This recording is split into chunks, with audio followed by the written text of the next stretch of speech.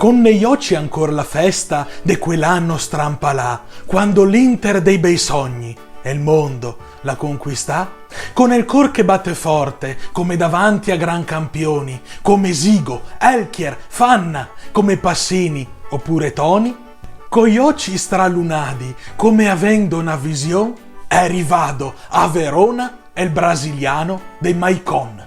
L'ha deciso a 40 anni di tornare qua, a giocare, in mezzo ai grilli, alle sginsale e ai campi da coltivare.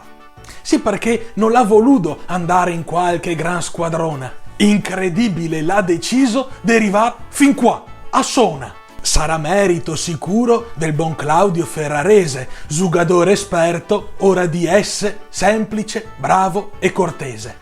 Ma viene quasi da ridere che dopo coppe e scudetti il venga a giocare proprio qua nei campetti. È un sogno, una chimera, par quasi un'utopia.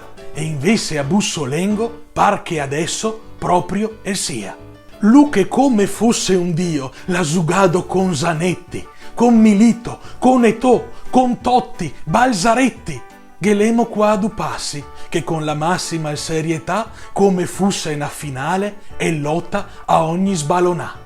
Già dal gol alla Juve, un'azione spettacolare, era da immaginarselo. Bisognava immaginare che uno che fa un gol del genere sia un po' matto. E allora potremmo dirlo, di sicuro ben l'ha fatto, a venire dove dei matti che da sempre la città. Benvenuto, Maicon, veronese adotà.